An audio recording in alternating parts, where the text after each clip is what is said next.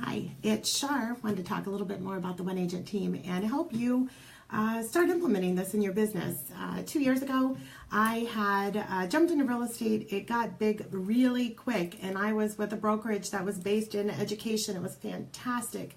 I'm a little sponge with knowledge and had coaches leading me. But along the way, inevitably, I got to the point where the day only has 24 hours in it, and I need help. And this was outside of the normal admins, transaction coordinator. This was agent help, because ultimately it boils down to I had to sleep. There were some things that I had to do, but the business just kept growing. I did a traditional team approach, and what I know is that that process didn't work for me. And I really wanted to redesign a way to come from contribution and making sure that every person who's involved in a real estate transaction is benefiting from the transaction, and close down my traditional team. And that process pissed some people off. Didn't mean for that to happen, but it happens, just where they're at in their perspective. And really came back, I did listen to some of their complaints and came back with how can you design a team differently and yet better than it's ever been. And here's the One Agent team. It is a way that is basically going to teach you how to triage and lead capture and appreciate the process along the way. Now, if you're a new agent, you can start a One Agent team board, or if you're an experienced agent that has done a traditional team approach and you're sick of babysitting, the nice thing about the One Agent team is it's going to let the agents who really want to show up benefit. The agents who don't, won't. And it's just a self-filtering process, and you can use it to be as big or as small as you want. And I'm sharing this information with you for free. It starts with, as we get leads in, now when we think about where a client is when they need real estate, this is the key to it all, and it's very important to remember this, that usually there is a life event that happens in someone's life for them to need real estate. That is to buy or to sell. There's something going on in their life. Now, pause that for just a minute. Pause. Right now it's about lunchtime, and I'm hungry. And I'm going to call my favorite pizza place. And I call them, and there's no answer. I might hang up, call back, right? Sorry, let it ring a few times. And when they don't answer the second time, I move on. Now, this is just for lunch. Imagine our buyers or our sellers who are going through a life event that as soon as you don't answer your phone, or as soon as you're not getting right back to them, they're going to move on to the next number or go to the next restaurant. The One Agent team will allow you to capture all of that and give them a better experience than they would have if they did go on and call the next person. So as my business has grown, my focus has shifted to doing listings only. And the only buyers that I help are people whose homes I've sold. Now, if you're not at that production yet, that's okay. You could still start a One Agent team, because we've all been there where your buyer calls you and you have got a commitment that you can't get out of, be it family, vacation, you've got something going on. What we need to remember is that they do too. And that if you're not going to be there for them, they're going to jump to the next person. And because you care so much about them, you want to make sure that you take good care of them. You're going to make sure you have that safety net in place, and the One Agent team can be that for you. There's no cost associated with starting this up. What happens is as the leads come in, I field them off to my agent lead board. And how do I get agents that go on this board? That's a great question, because after I'd taken a lot of training and was pulled out of production a lot, when trying to figure out ABAs and different personality profiles, what I figured out was that I like everyone and I trust everyone. And I think that a good leader doesn't give up on somebody. If somebody is not performing the way that you think they should be performing, then maybe I'm not leading them right. So this creates a very, very, very bad cycle of enablement. So that didn't work for me because I like everyone. What happens is as a real estate agent, anybody who's a real estate agent knows that you get hit up by a lot of lenders. And I go meet with lenders weekly to get the names of agents that they have seen in production who are doing really good. Well, think about it for a minute. In real estate, you can't really ask one agent if another agent's good because everybody has big egos. But lenders are truly the one litmus in the real estate transaction that can see how are the agents showing up? How are they doing at servicing their clients And are they following through? Because they see the client at the beginning, they see how the agent performs, are they protecting their client, are they wording documents in a way so they really get to see who the good agents are and who the good agents aren't. And so while I don't want to change the commitments that I have in my business with my lenders, I will go and meet with all the lenders who are willing to meet with me to ask them, do you know an agent or two who could use some more leads? This also helps when you realize that a lot of the lenders are paying half the fees for this beast called Zillow that is trying to put us out of business. I don't like them. I don't like them at all because I've gone out to do all the work to get the listing. We give the information to them for free, and yet they're using it to find clients that they sell back to the lazy agents. That's what I call it. Sorry if you're a lazy agent, but that's what I call it. Because this company doesn't even want us here. They're trying to put us out of business. And we're feeding the company that's trying to put us out of business. And so meeting with lenders and showing them a different way that, hey, now they can go back to their agents to say, hey, I've got this mega agent or a rainmaker who has got more leads than she knows how to deal with. Are you willing to take some more leads on? Or help just deepen that relationship between that agent and that lender. Because when you're a new agent in the industry, or just an agent in the industry, inevitably you always think that lenders are going to have leads for you, and they don't. They only have, think about you as a person. How many people do you know buying and selling in a year? There's not very many. I mean, at first there might be, but in time, there's not very many. And so being able to reach out and say, hey, Hank Avink, he's amazing if you don't know who he is, but I'm going to use him as my example. Your name was given to me by Ben Smith over at Pearl Mortgage, and he thinks that you are amazing. And I do a team approach a little differently. Doesn't matter what brokerage you're at. But I was wondering if you would like to meet and have some coffee so I can explain how I do this. And of course they say yes. Sometimes they say no if they're already busy or whatever. That's okay. No big deal. Go and meet with Hank. Hank, Ben thinks you're amazing. He gave me your name. And because you're so amazing, as I get leads in, I've got this board. It's a free app. While I'm sitting there, I'll talk to them about it, have them download it. And as we get leads in, if you're available, great. If you're not, don't worry about it. There'll be another one that comes in later. I just want you to make sure that if you respond to one of my leads, that you're making a commitment to me that you're going to follow up on it. We do have some accountability behind the scenes that makes sure that happens. And it's just that easy. Put them on my board. Now, some agents do a weekly coaching call. I was doing that, and I loved it because it's a nice environment. I would do them Tuesday mornings at 7 a.m. You just call in. I'm paying $1,000 a month for one coach.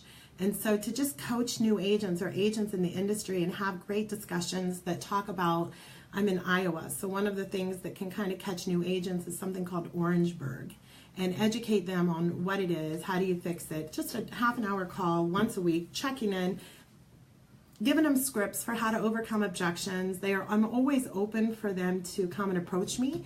And the agents know that when they get one of my leads off my board, I'm expecting a 25% referral. The name of the room itself is 25% referral to Char Klisares.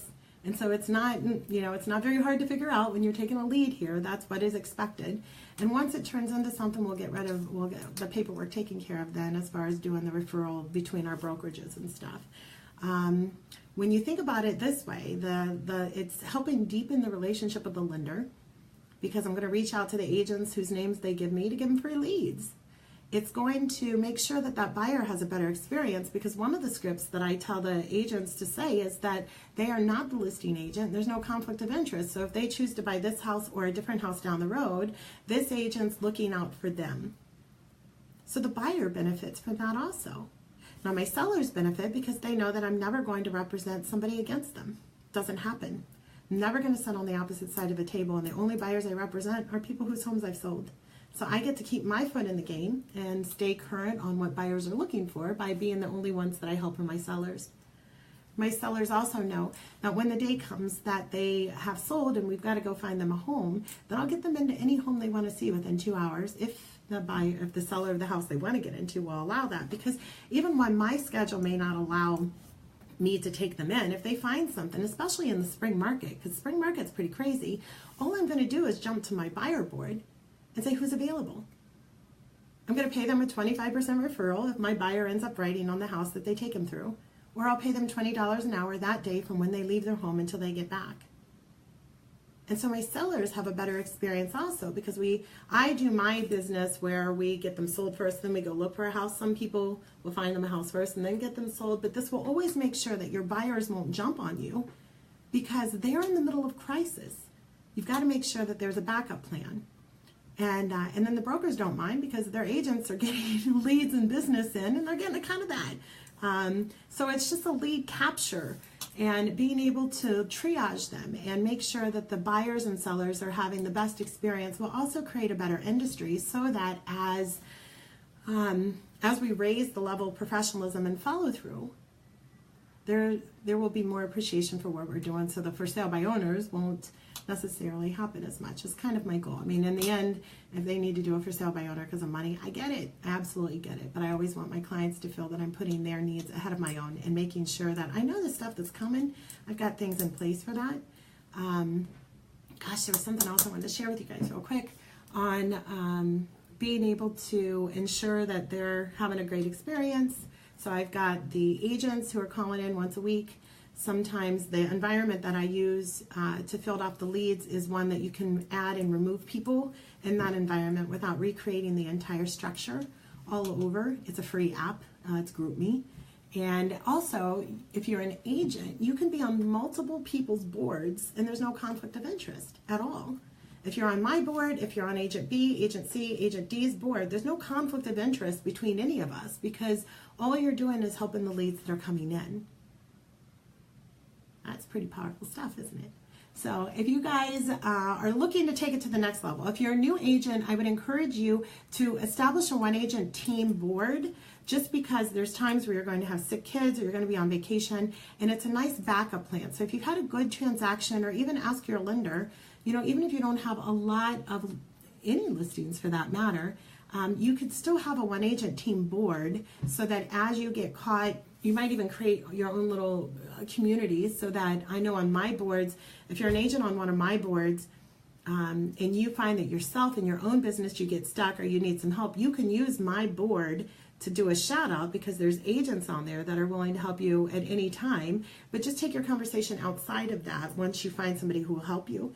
And so it becomes a resource, and all of this is free. It's just a different way to do real estate. And once you can not chase the dollar, but walk the walk and realize what we're asking our clients to do.